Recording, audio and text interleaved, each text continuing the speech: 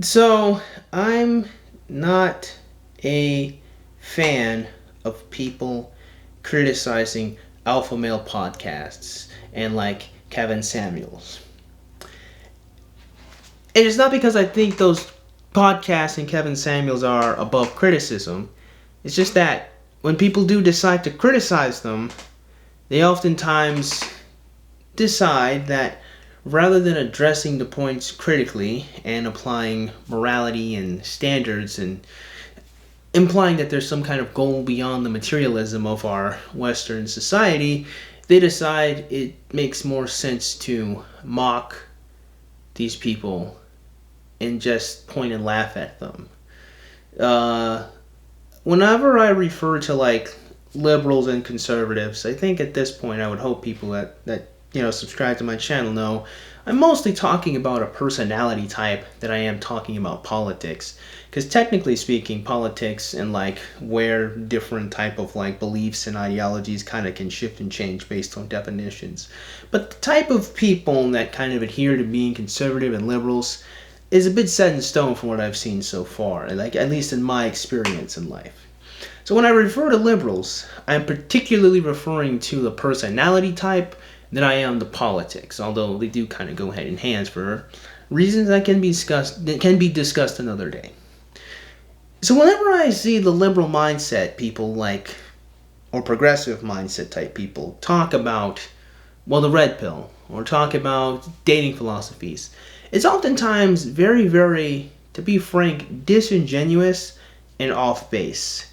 And even people who are like meme kings, who want to point and laugh and mock this stuff, never actually address kind of the meat of the matter or the major criticism that needs to be discussed when we're talking about these subject matters. And I'll show you a great example of this actually. Now, Penguin Zero or Moist Critical or Charlie is a meme king. So like most of his content isn't, to be frank, highbrow. And that's his prerogative. I mean, that's just what he does. He's not an intellectual. He's not really someone that really tries or attempts to make great points. Or really, he's mostly there to just kind of point and laugh and say, hey, this is cringy. Hey, this is weird. Hey, this is goofy. Let's all laugh at it together. That's just what it is. That's just the reality. I mean, that's just what it is. I'm sorry. If you like Charlie, that's your prerogative. I enjoy his videos sometimes too. But that's what it is.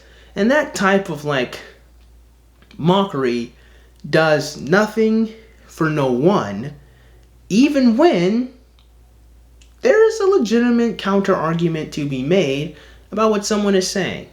So enough of this preamble. I'm not going to go through all of Charlie's video. I just kind of want to talk about this idea in principle. Because I do think that is an important idea to discuss far beyond the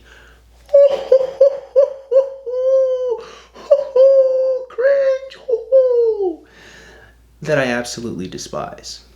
So, let's allow Charlie to take us away. Say, if my wife lets herself go after I have kids with her, if I'm going to tell her once, if you don't get your shit together, I still want to be sexually attracted to my wife, my spouse. But if you even can't girlfriends. do that, girlfriend too, if you can't do that, I'm out. All three of them are pretty dumb, but this guy right here is like the superstar imbecile. Every time he says something, it's the dumbest shit. He was the guy that immediately got offended when the girl mentioned the word respectful. It was like a fucking vampire getting hit with sunlight when he heard that. He just started like melting and like in pain. All he cares about is looks and pussy, from what I gather. That's his whole personality. And anything that challenges his belief that looks are the only thing that matter in the world, he takes great offense to. So, here's the thing. Let's table the discussion that it's not just dudes or it's not just the fratty boys that are only concerned with women's looks and them being so shallow and just wanting to put their members inside female nether regions, okay? It's everybody. It's everybody. It's ladies and it's males who are very materialistic and are stuck in a mindset of attempting to use each other more for validation or simple sexual pleasure than they're really together because their ultimate desire is to have a family. So, to mock him is fine. I mean, that would just be observable reality. He only really cares too much about the way women look. And sure, fine, keep that. But What if we were to actually discuss the merits of what he's saying? Let's actually give it a shake. What is our main man here saying? Say, if my wife lets herself go after I have kids with her, if I'm going to tell her once, if you don't get your shit together, I still want to be sexually attracted to my wife, my spouse.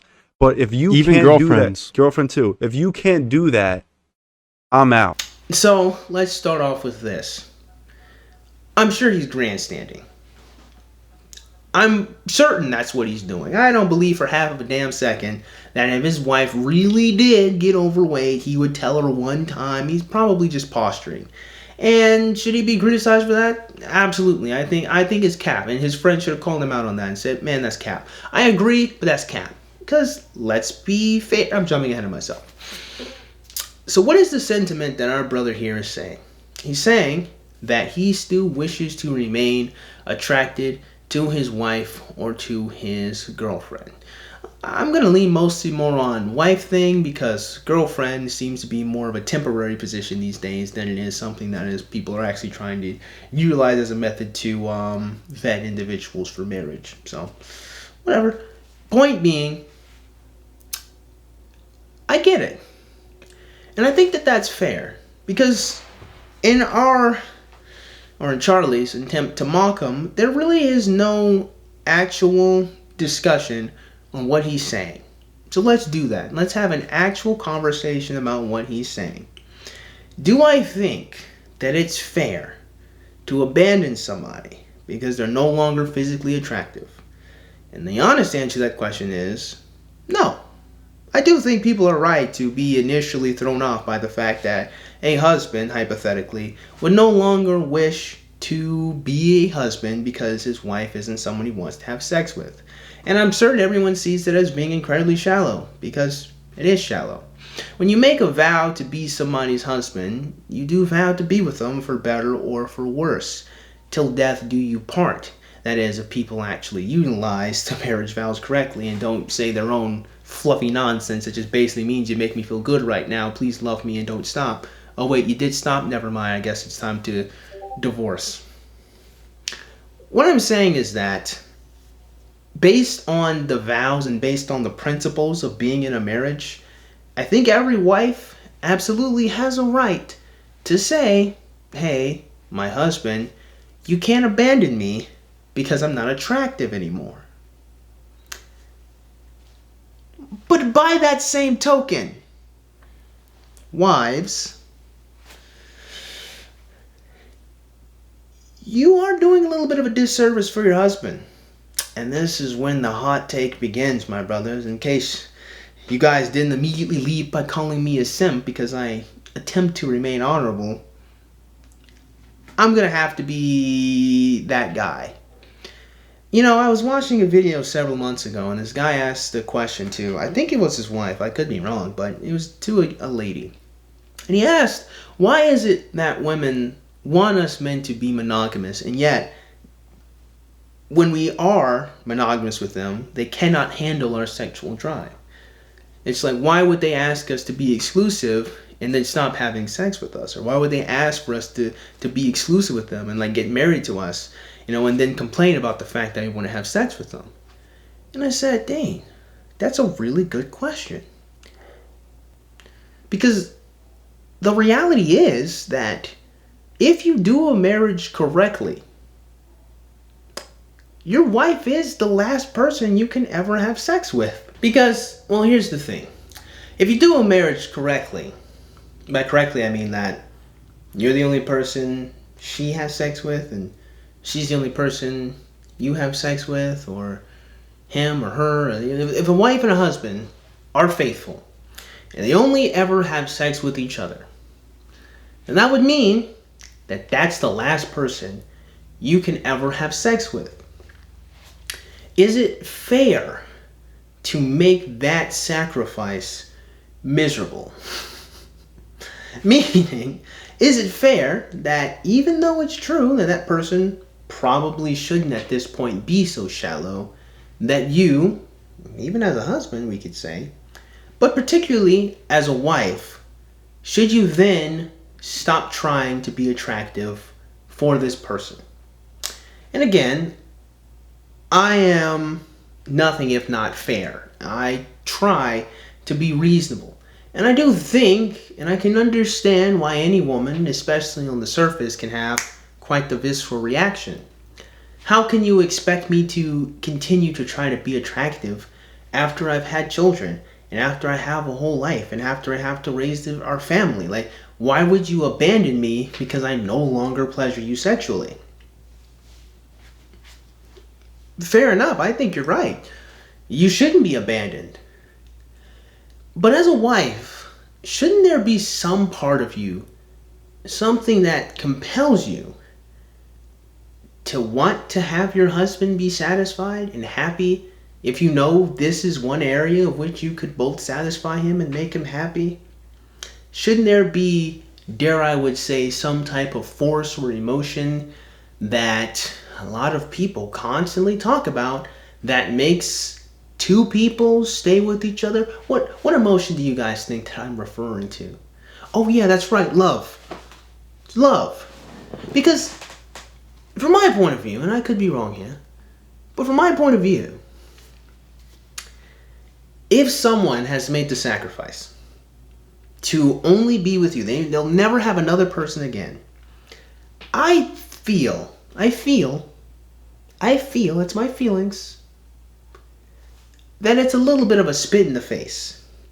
Especially when you consider that there's a lot of dead bedrooms and a lot of sexless marriages that just really kind of kick in the teeth of the men who must continue to do their part in a relationship. That is, they must continue to provide money and food and protection and emotional support. If you think that men should continue to provide all of those things, then shouldn't you as a lady also be providing something in return? Should honor not compel you to want to be sexually attractive for your husband? To me, I think that there's something really goofy going on when we live in a world where we have to explain to young ladies that you probably should still be sexual with a man when he's also the last person you will ever be able to have sex with. Well, assuming you do the marriage thing correctly. Basically, that's all just kind of a roundabout way of me saying that while I do think that it is shallow and probably not good grounds from our lay alpha male dude here to abandon his family or abandon his wife or to only be so strict with her, I think that's fair to disagree with. I also do think that women do bear a responsibility to continue to be sexual with their husbands, considering the fact that the entire purpose of being married in the first place was to begin to have a family, and that which would require you to have sex. It seems a bit goofy to me, really goofy to me, that numerous people will have long strings of lots of casual sexual partners and then get to the one person that they're supposed to be hypersexual with and then just not be that anymore. It's really interesting to me that I see a lot of relationships kind of have this fizzle out. They kind of always have this fizzle out where basically it's really sexual at first. People have a lot of sex. There's two highly attractive individuals, two individuals who are super attracted to each other. And then, once they hit the goal or once they're successful in their endeavor, game over. Now we stop. Now we have dead bedrooms. And is a dead bedroom fair to a man when you still have the same expectations of him? I mean, you don't have sex with him, but he must still protect you should someone try to invade your home. He still has to go to work and sacrifice his time and his energy and possibly his body, depending on what he's doing, to make sure that you and your children are comfortable and have money and food to eat. You know, we have all these expectations of men that we are not very lax on. And the women who are lax on those type of things oftentimes are not mentally healthy people. But tabling that discussion for now, there's lots of standards that people are not lax on when it comes to what men are supposed to be and what men are supposed to do. And it is particularly interesting that we all collectively point and laugh and mock at lay alpha male here for saying that he still wishes to be attractive to his wife, when in reality it's oftentimes women that kind of lead the charge in dead bedrooms. Now, this video here isn't really necessarily to point blame and say, no, it's actually women who do this. They're the problem. It's not really what I'm saying.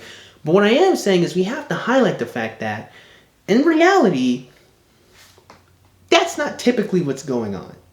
And even if it were, if we were to just talk about the sentiment itself, it still probably isn't fair. I think it really isn't not fair for wives and husbands too to not have sex with your partner. You are the last person they could ever be with. So to make it a miserable experience for them, to me, kind of makes me wonder, why aren't you compelled to want to be that attractive, beautiful woman or that handsome, beautiful man to this person that has given you their life? I know it's funny that I am romanticizing marriage to such a degree, but maybe it should be romanticized just a little bit, considering the magnitude of what's being sacrificed here. Now, if you want me to be a little more fair and empathetic to, the opposite sex, I don't really think that women really need to adhere to strict conventional standards of beauty, so they like to say. In fact, interestingly enough, I find that there's lots of different ways women can be attractive. I find it interesting that so many women try to be so uniform in that when there's just so many different ways women can be beautiful. But tabling that conversation, like I always do, I don't really think that any husband should expect an Instagram baddie. I don't think any man should expect an Instagram baddie. I think that's really stupid. And I don't think any man really expects that he's gonna find the most beautiful, fairest maiden in the land by everyone's standards. I think a man expects that he gets what his standard is. And perhaps his standard might be unrealistically so the Instagram baddie. And you wanna know something? You leave that nigga to his devices. Most average, regular men probably, I'm gonna make a safe bet, don't want supermodels. They just want a lady that they like looking at and they like having sex with. And usually most men's standards are not super strict. So that being said, if their standards aren't too strict and are pretty lax, are there going to be some dickheads that aren't going to be attracted to their wives and will stick it out and be miserable? Sure. And the reason why I call them dickheads is probably because, honestly, it's a little rough to no longer like your wife because she isn't attractive anymore, considering the fact that, that was going to happen regardless because you guys are going to get old. It was going to happen eventually, it happened sooner rather than later, but you guys kind of have, bigger responsibilities to deal with. But again, I do oftentimes feel that really this conversation is easily and quickly dismissed as men being shallow, and no one really considers the opposite side of that. That opposite side being that a man who is faithful to his wife cannot have sex with anyone else. So why doesn't the wife who recognized that sacrifice open herself up and tries harder to be sexual and sexually open to her husband? And I would actually argue vice versa. The truth of the matter is, in this regard, I'm not even saying that it is uniquely women's role to be sexually attractive. I think men have to play a part in that as well. Both people who have made that sacrifice should probably be trying. And yet, despite the fact that I think that most people should be trying, we can easily say that a dude being super shallow is wrong and bad and nasty, and that woman should divorce him. Which is interesting to me, because that would be the foregone conclusion regardless. That would be the conclusion either way it goes, right? So I don't really, it's just kind of funny to me that that's how people say. If you were to say that, most people like, girl, divorce that man, and it's like, but he would have divorced her because she's not attractive anyway. So that's just giving the nigga what he wants. So, yeah. But the point that I'm trying to make here is that I'm not entirely sure that it's fair to both parties involved to not try anymore up to a certain point. Because, eventually you guys are just going to, woman's going to go through menopause and men's testosterone is just going to lower. Eventually you guys just aren't going to be able to just do it if you guys are together for a long period of time. And I think that that's okay, because there's more important things in life after a certain point. And I say after a certain point, having sex in general probably shouldn't be the most important thing of having a partnership anyway. I mean, it's the most important thing that differentiates the relationship between other people, but it's not the most important thing considering the fact that you guys will have children to raise. I mean, if you're one of the type of married people that decide to get married to not have children, I would have to say you are wasting your time spectacularly, but more power to you.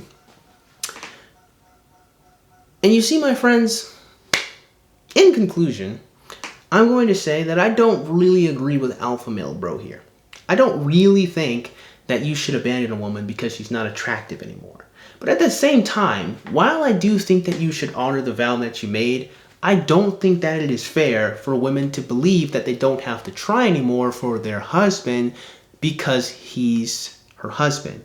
In other words, it's women taking the man for granted even though that man still has to adhere to whatever role she wants him to have.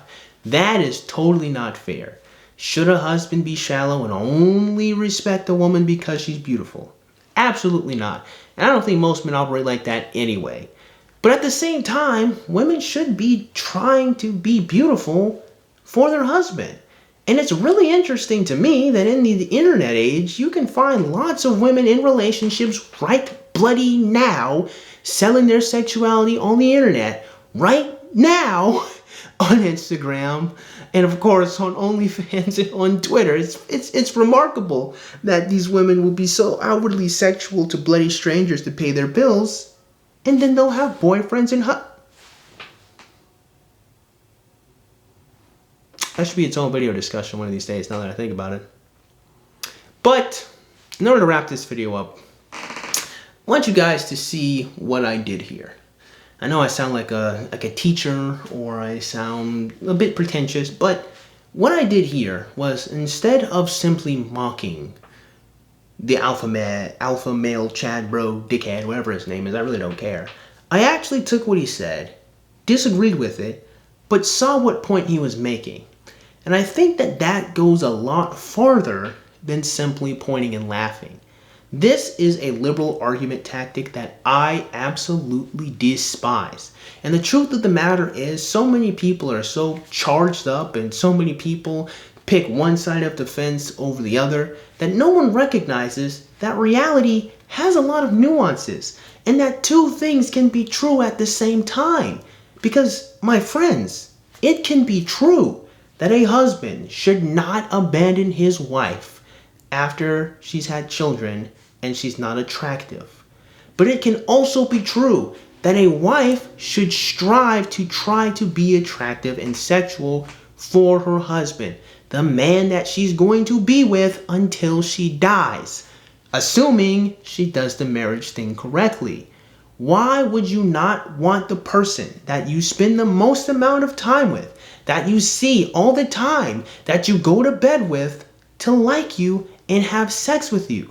Because, let's be frank here, friends, sex is mutually beneficial. It's two people having sex with each other, not one person using the other person to get off. Or at least that's the way it bloody should be. Two people coming together, helping each other out. It seems a little goofy to me that a marriage needs to be explained like this, but I guess we're so fallen as a people that we don't even understand that basic partnership between males and females. But the point is that I wanted to make is that it's possible, it is hilariously possible, to be able to criticize alpha male channels. It's possible to take umbrage with the red pill. And I think it's fine to criticize the philosophy in certain areas because I think it needs to be. But mockery does nothing for nobody. If you're going to mock them, please also have a really good point to back it up. Because otherwise, the people that agree with you are already going to agree with you. And the people that don't agree with you still aren't going to agree with you. And thus, absolutely nothing was accomplished. So with that being said, I just hope you guys got something out of today's video. And if you did, man, go ahead and click the like button. And shoot, go and click that subscribe button. Comment in the comment box below. And as always, you guys have yourselves a great day. I'll see you cool cats soon. Adios.